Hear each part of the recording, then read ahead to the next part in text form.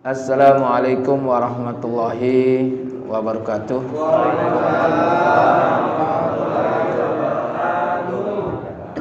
Alhamdulillahi wa kafa. Wassalatu wassalamu ala rasulihil mustafa wa ala alihi wa ashabihi ahli sidqi wal wafa. Amma ba'd. Faqad qala Allah ta'ala fil Qur'anil Karim wa huwa asdaqul qailin. A'udzu billahi minasyaitonir rajim. Bismillahirrahmanirrahim. Ya ayyuhalladzina amanu taqullaha wa qulu qawlan sadida yuslih lakum a'malakum wa yaghfir lakum dunubakum wa may yuti'illaha wa rasulahu faqad faza fawzan azima. Wa qala Nabiyyu sallallahu alaihi wasallam fa inna asdaqal hadis kitabullah wa khairal haji Muhammad wa syarrul umur muhdatsatuha wa kullu muhdatsatin bid'ah wa kullu bid'atin dhalalah wa kullu dhalalatin finnar. Ya akhinal kiram, jamaah Masjid Al-Kautsar yang dimuliakan Allah, pada malam hari ini kita akan mengkaji kitab yaitu Irsyadul Ibad, yang biasa setiap Kamis kita kajian ini dengan kitab-kitab yang berbeda-beda. Jadi dalam setiap bulan kajian kita, minggu pertama tahsin, tajwid, terjemah dan tafsir. Kemudian minggu yang kedua pelajaran kitab Bulughul Maram. Pertemuan yang keempat tausiah. Nah, ini pertemuan yang keempat sekarang ya, yaitu kita bahas Irsyadul Ibad. Marilah kita awali pertemuan kita memohon kepada Allah agar kita diberikan oleh Allah ilmu yang bermanfaat.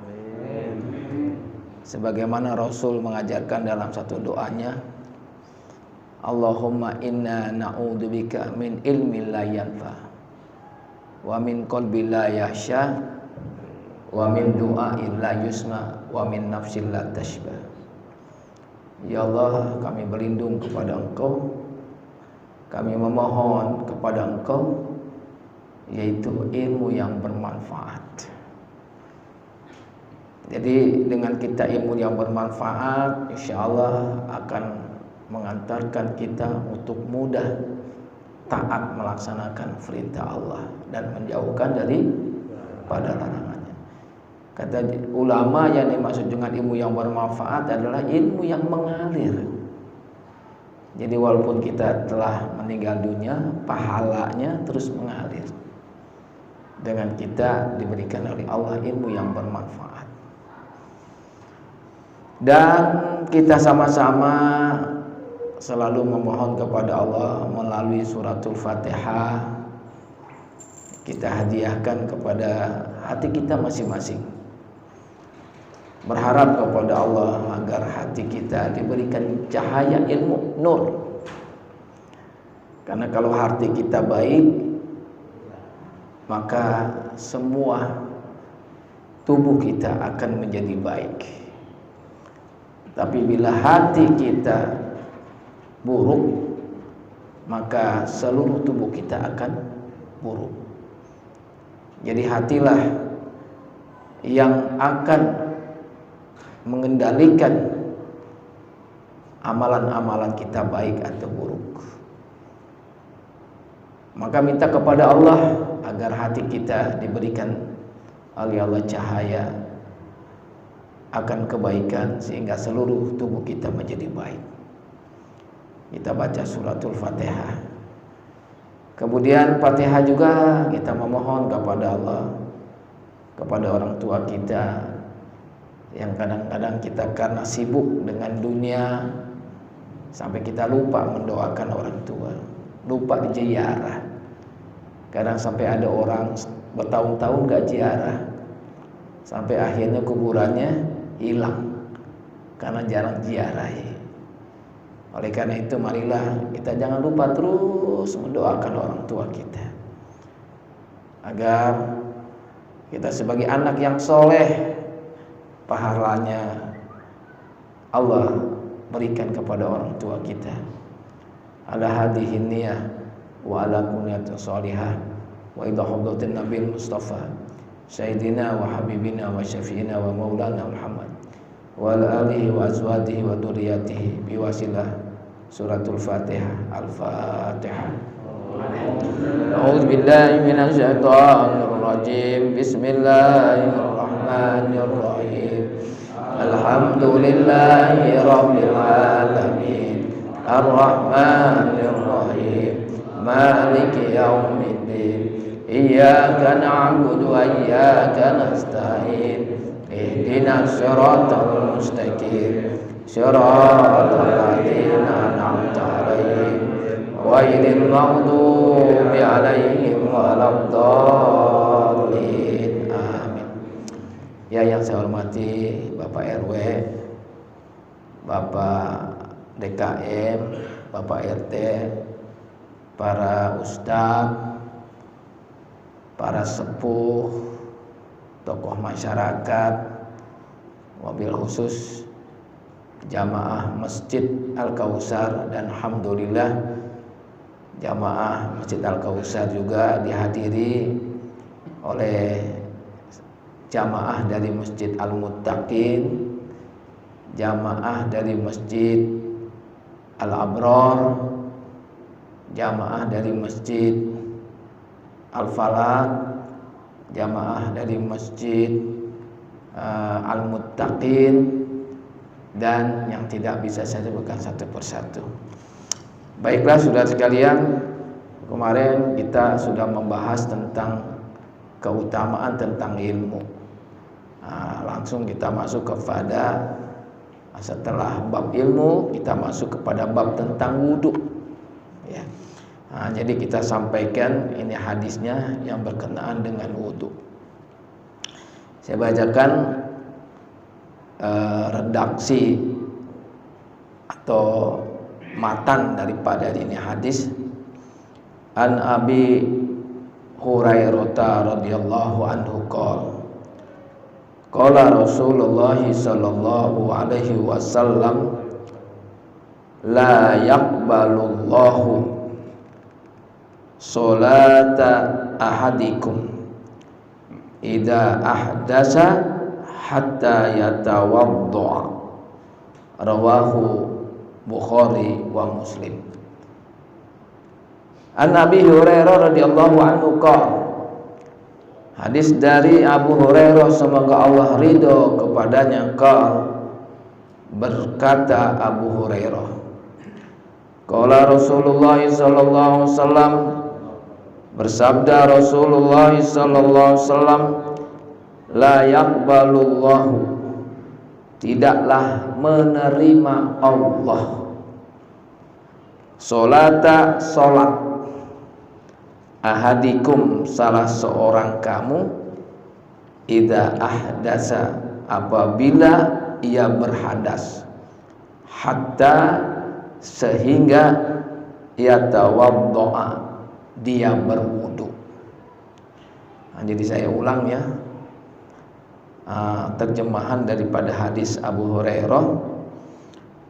La yaqbalullahu, tidaklah menerima Allah, solata, solat, ahadikum, salah seorang kamu, idza ahdasa, apabila dia berhadas, hatta yatawaddoa, sehingga dia berwudu. Riwayat Imam Bukhari dan Muslim. Jadi dalam hadis ini, hadisnya diriwayatkan oleh Bukhari Muslim yang disebut dengan muttafaqun alaih. Jadi kalau kita sholat wajib atau sholat sunnah, maka Allah tidak menerima sholatnya. Saya ulang ya, bila kita masih punya hadas. Saya ulang ya. Ya ulang ya. Jadi Allah tidak menerima sholat kita apabila kita belum berhadas. Saya ulang. Jadi Allah tidak menerima sholat kita apabila kita sholat belum berhadas, bersih dari hadas. Bagaimana caranya kita berhadas? Di sini disebutkan dengan cara yatawaddo'a, berwudu. Hadas ada dua. Yang pertama ada hadas kecil, yang kedua ada hadas besar. Jadi kalau kita mau sholat nih, kemudian kita masih punya hadas kecil, punya hadas besar, maka hadas kecilnya harus dibersihkan wudu. Paham Pak? Yaitu dengan apa? Dengan cara berwudu. Apa itu hadas? Ini harus kita tahu nih, apa itu hadas, apa itu najis. Karena kalau kita ini sholat selalu berkaitan dengan hadas atau najis. Kalau hadas adalah yang menentukan hukum. Saya ulang. Jadi hadas adalah yang menentukan hukum seseorang yang sudah berakal dan balik, sah atau tidaknya sholat. Paham sampai sini Pak? Jadi hadas itu adalah menentukan hukum seseorang yang sudah berakal dan sudah balik, yang menentukan sah atau tidaknya orang itu sholat. Ini rata-rata yang hadir ini semua sudah berakal, nggak ada yang gila. Ada yang gila di sini? Dan semua yang hadir di sini semua sudah balik. Ada nggak yang belum balik? Mana? Ada yang balik kedua, ada balik ketiga, begitu. Nah, jadi ketika kita ini mau sholat nih, kita mau sholat, kemudian kita masih punya hadas kecil yang belum disempurnakan dengan wudu, maka tidak sah. Umpama contoh nih, kita habis buang air kecil, atau misalnya buang air besar. Kalau buang air kecil ini istilah sama dengan kencing, ya, paham? Buang air besar sama dengan BAB ya, BAB, saudara sekalian. Kita habis kencing umpama, kita basuh lah, ya, ada tempat keluarnya kotoran itu, tempat keluarnya najis, bersih, kita BAB, keluar kotoran yang di dubur, keluar kotoran, kemudian kita bersihkan depan dan belakang, tanpa kita wudu, langsung kita sholat, sah nggak? Sah nggak? Kalau udah dibersihin pintu depannya, kan pintu belakangnya udah kita bersihin, sah nggak? Nah ini hadis, ya. Makanya Allah tidak menerima sholat salah seorang kamu, dia berhadas kecil, gitu Pak. Kemudian dia tidak wudu langsung sholat, ya nggak sah saudara. Disitulah Islam mengajarkan kita menghadap kepada Allah, Pak, harus dalam keadaan bersih. Masya Allah, nggak cukup dengan kita bersihkan dari pintu depan, bersihkan pintu belakang, tanpa kita bersihkan juga dengan cara berwudu. Paham sampai sini, Pak? Jadi contoh hadas kecil, misalnya buang air kecil atau buang air besar, termasuk umpama hadas kecil kentut. Kentut ini nggak kelihatan, paling yang terasa apanya? Baunya. Ada yang baunya menyengat, ada yang baunya nggak berasa gitu kan. Kemudian dia sholat, padahal dia nggak kencing, dia nggak berak, cuman kentut aja, sah nggak sholatnya? Nah, nggak sah. Masih dia punya hadas dengan sebab dia keluar kentut, keluar gas. Paham ya, Pak ya? Ini maksud ini hadis. Jadi kencing, BAB, kemudian kentut, ya itu termasuk hadas kecil. Paham sampai sini, Pak? Termasuk hadas kecil juga umpama gini, kita nggak kencing, kita nggak BAB, nggak kentut, lah kita tiduran, berbaring tiduran begini sampai pules, tidur benar-benar tidur nih sampai pules, bangun-bangun isya, kemudian dia sholat, sah nggak sholatnya? Kenapa? Ayo, Pak. Jadi kata ulama, tidur ini juga membatalkan wudu, maka dikategorikan dia termasuk orang yang hilang akal,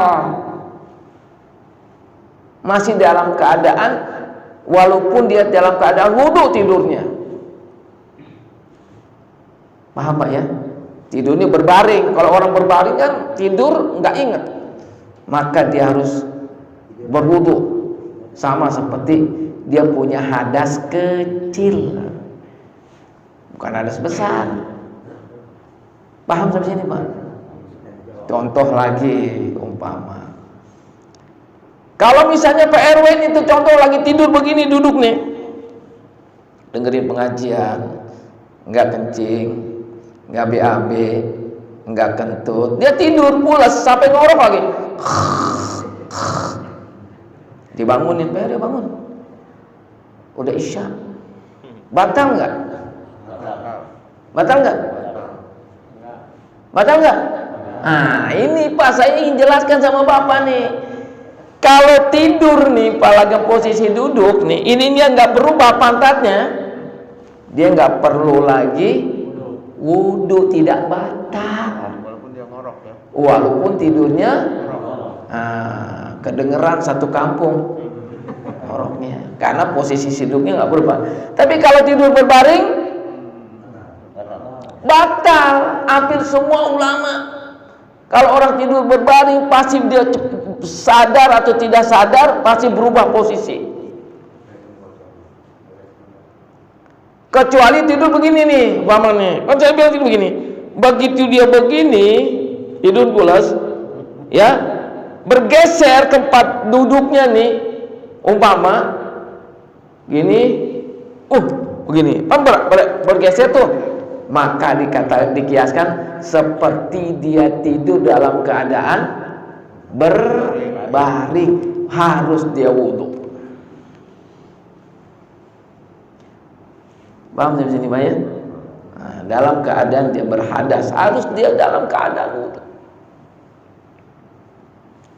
Ya, jelas.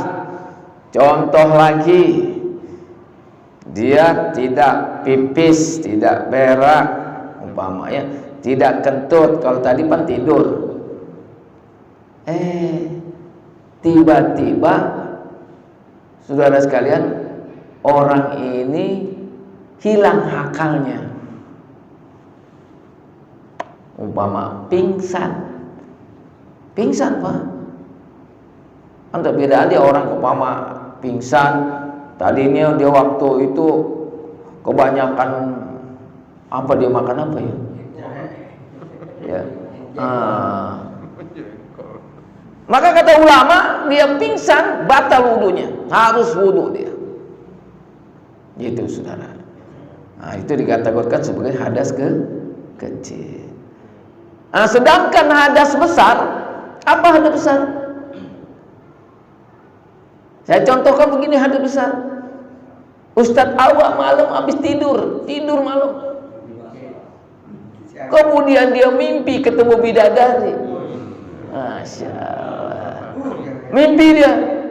Mimpi basah. Mimpi dia berhubungan dalam keadaan tidur, maka dikategorikan seperti orang yang sedang berhadas. Hadasnya hadas besar. Jadi dia harus mandi, nggak boleh wudhu. Saya kan nggak berhubungan sama istri saya nggak berhubungan sama istri saya yang kedua, saya cuma mimpi. Tetap dia dalam kategori hadas besar, harus mandi, namanya mandi junub. Paham Pak? Jadi Bapak bedain ya, hadas kecil sama hadas besar. Hadas besar misalnya kita tidur mimpi basah, harus mandi. Jadi kalau misalnya dia wudhu aja langsung sholat, nggak sah sholatnya. Atau misalnya dia wudhu kemudian dia langsung tawaf, nggak sah tawafnya ketika di Mekah, Madinah.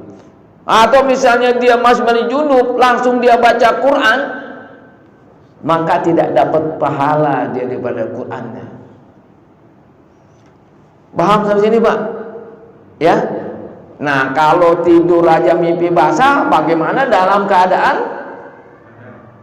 dia sadar? Paham sampai sini Pak? Dia harus wudhu. Wudhu pakai apa? Air. Pakai air. Atau misalnya contoh lagi nih, Pak RW contoh. Ini kebetulan musim kemarau, nggak hujan. Air susah, air pump macet nggak keluar. Mama gitu.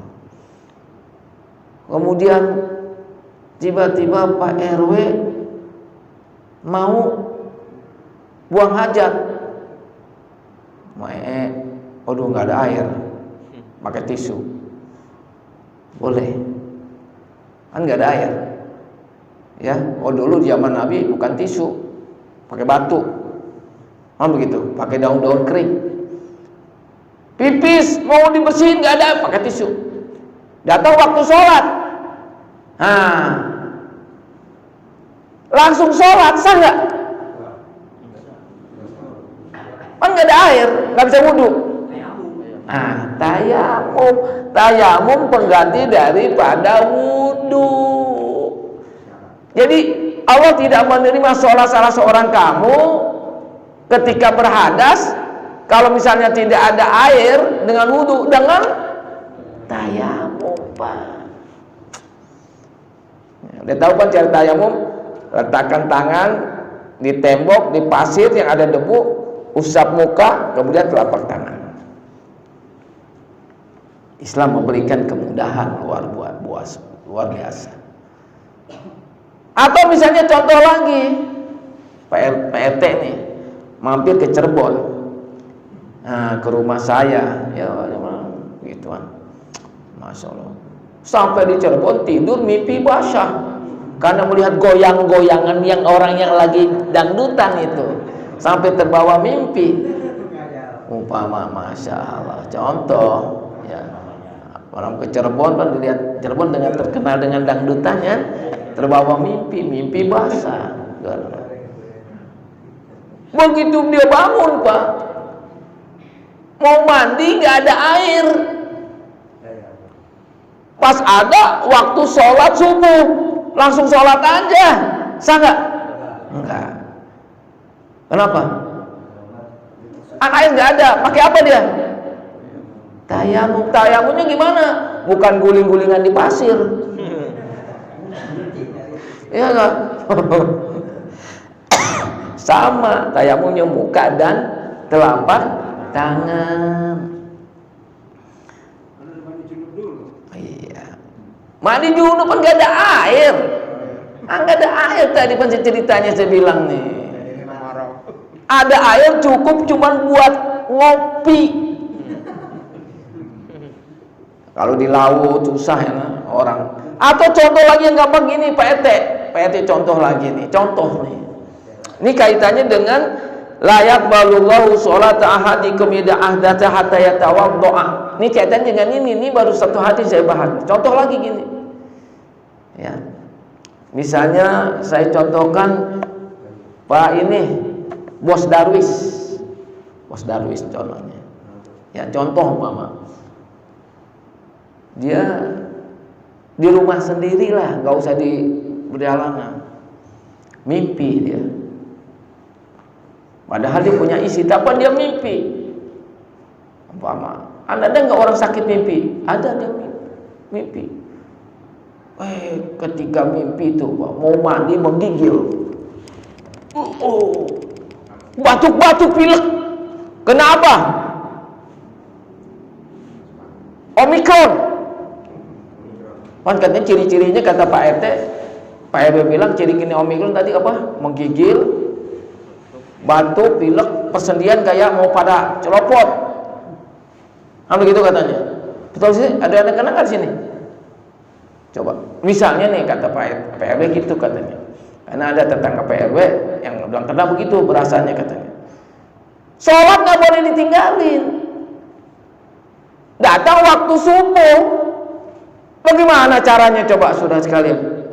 Dia menggigil, air banyak, ledong ada, waduh, bak-bak penuh, nggak kesulitan air. Bagaimana caranya? Tayamum, tuh Pak. Karena dia kalau mandi juga tambah meriang, tambah sakit. Sama pernah kejadian di zaman Nabi saudara sekalian. Di zaman Nabi ada orang Pak dalam perang, dia ada luka-luka Pak, ada luka-luka. Kemudian dia mimpi, dalam mimpinya dia nanya sama sahabatnya nggak nanya dulu kepada ahlinya. Sahabatnya cuma ada Ibnu Abbas pas saat itu. Waktu mimpi dia bilang apa? Oh kamu harus mandi. Dia mandi. Akhirnya dia meriang, dia meninggal dunia. Kejadian ini dilaporkan kepada Nabi. Apa kata Nabi? Bilang, kamu telah membunuh saudara kamu. Tanyalah kamu kepada orang yang lebih paham. Dia bilang gitu. Jadi begitu juga Pak. Bukan hanya waktu kita meriang ada luka, umpama di tangan, di kaki, dibalut, bibir basah, nggak usah dimandiin Pak. Cukup dengan tayamum. Ini pengganti daripada hadas besar. Paham nggak sampai sini Pak nih yang maksud dengan hadis ini? Terus apa bedaannya dengan najis? Tadi pun hadas. Kalau kita lihat, maaf Pak, dari bentuknya, kalau hadas itu nggak kelihatan Pak, hadas itu. Tapi kalau najis bisa kelihatan. Contoh misalnya air kencing, kelihatan nggak? Kelihatan kencing. Atau misalnya ninja, kelihatan nggak? Najis. Atau misalnya kotoran hewan, tai onta, tai ayam. Atau misalnya jalan-jalan lihat ada tai apa namanya? Kucing. Kan kelihatan tuh najis. Nah, ketika Bapak umpama mau sholat nih, kemudian Bapak di rumah udah wudhu, nginjek tai kucing, nginjek tai kuda, tai embe, apa batal? Wudhunya apa di rumah udah wudhu? Tadi kena najis. Gimana hukumnya? Pak RW, PRT, udah sekalian. Hah? Batal nggak? Kagak Pak. Paham? Nggak batal. Yang harus dibersihin apanya? Kakinya yang kena najis. Nggak batal. Jadi sesuatu yang terkena najis itu tidak batal. Paham sampai sini Pak? Ya. Jadi Bapak misalnya tiba-tiba mau ke masjid, kebetulan nginjak tai ayam. Begitu. Waduh, wudhu nih. Bapak gak batal wudhunya. Cuma dibersihin aja kakinya yang kena tai ayam. Cara ngebersihinnya gimana tai ayam itu? Dari najis itu? Hah? Apa? Disiram apa lagi? Digosok-gosok apa lagi? Pak Dabis, dengan 3 cara. Hilang baunya, hilang warnanya, yang ketiga hilang rasanya.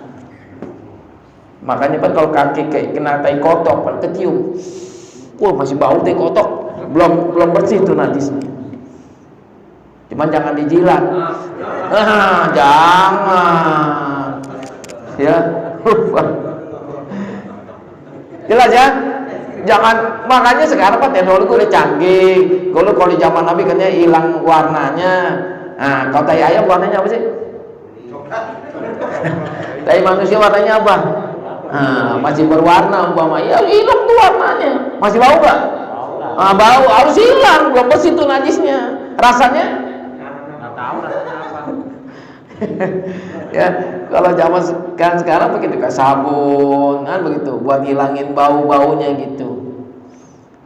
Jadi begitulah Pak. Makanya kita ketika kita sholat harus bersih najis itu yang ada di pakaian kita, yang ada nempel di tubuh kita, yang nempel di tempat sejadah kita gitu.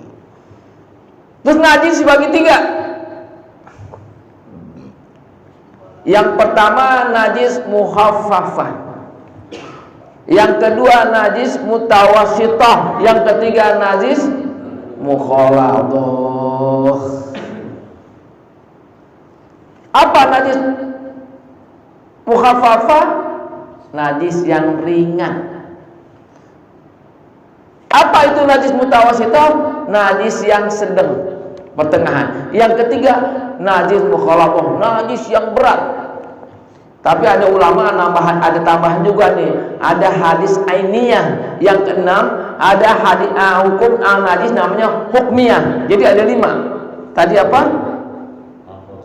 Muhaffafah. Yang kedua mutawassithah. Yang ketiga mukhaladhah. Yang keempat ainiyah. Yang kelima hukmiyah. Ini bersihin najis. Apa najis muhaffafah? Hadis yang ringan. Misalnya tangan kita, pakaian kita, sejadah kita kena air pipis bayi yang usianya belum sampai 2 tahun. Ya ulang ya, najis muhaffafah. Kena najis bayi yang belum usia 2 tahun, kena, maaf nih, pipisnya atau kena apanya? Pelicin. Nya. Bagaimana cara bersihinnya? Muhaffafahnya aja yang ringan. Kalau laki-laki katanya cukup dipercikin aja. Ini misalnya tangan kita nih, kasih air, percikin aja, udah hilang tuh. Tapi kalau perempuan katanya agak berat dikit, di samping pencing lain dikocok-kocok begini. Jadi nggak usah dibilas, kocok-kocok begini, udah hilang itu najisnya. Termasuk BAB-nya juga disiram aja begitu. Karena dia belum makan apa-apa, belum makan jengkol, bukannya pete, belum makan ini, minumnya apa? ASI, makanya yang keluar ASI. Jelas? Kita mah tadi pagi udah makan apa tuh? Tahu, tempe, empek-empek. Terus apa lagi? Gado-gado. Yang keluar.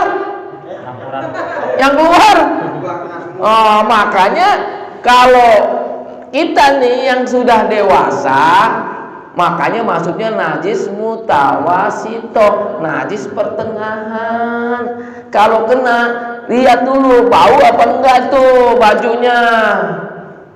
Gitu. Lihat warnanya. Panenya rasa-rasa warnanya apa? Coklat. Warnanya apa? Masih ada baunya. Baunya dihilangin. Masih ada warnanya dihilangin. Maka hilang dia najisnya. Muhafafah. Air kencing kita muhafafah namanya. Makanya maaf nih Pak. Nih ya maaf nih yang di bapaknya kalau ada masjid, tempat kencing masih ada bau pipis, hati-hati Pak. Harus hilang tuh baunya. Bukan apa-apa Pak. Nanti kita ke situ kencing, kecepretan kita, repot nantinya. Karena tempatnya aja hilang baunya belum hilang. Makanya kadang-kadang Masya Allah Pak, harusnya masjid ini, musola, tempat kita ibadah. Bapak lihat coba di Masjidil Haram, harum bawang. Karena dia setiap hari dibersihin. Maka usahakan kalau bisa Pak, maaf ya, kita gak usah mengandelin Ustadz Nur, usah ngandelin Pak RT, Pak RW ya, buat menjaga kebersihan kita semua bersama. Hilang belum bau juga hilangnya karena hobi makan jengkol semua jamaahnya. Nah, bersihinnya pakai apa? Di samping digosok masih bau juga, pakai karbol gitu. Ada lagi yang lebih harum dari karbol, apa tuh Pak? Ustaznya apa yang lebih harum dari karbol? Oh, parfum, aja parfum. Harum. Gitu. Paham dari sini Pak? Mutawasitoh. Yang ketiga najis mukhaladah, najis yang berat. Kena najis anjing, kencingnya, nya, termasuk liurnya. Kena kencing babi, kena babi, kena liurnya babi. Ngebersihinnya gimana? Hah? Gimana caranya? Kalau dalam fikih pakai tanah 7 kali, yang terakhirnya pakai air. Tapi kata ulama ada juga dikiaskan Pak, 7 kali dibersihkan pakai pembersih. Anak-anak ada yang pembersih Pak, sabun 7 kali bersihin pakai sabun. Gitu. Sampai begitu Pak kalau hadis mukhaladah. Itu cara membersihkan hadas dan najis. Ya, sampai sini silakan, ada yang mau bertanya. Udah dimainkan itunya, silakan. Hikmatnya. Ada mau tanya?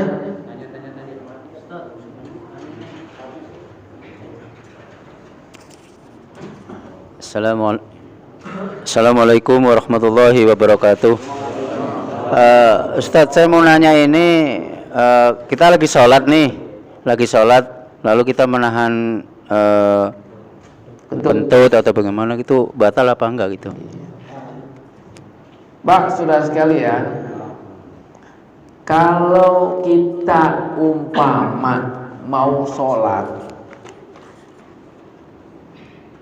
tiba-tiba kita mau kencing, jangan ditahan.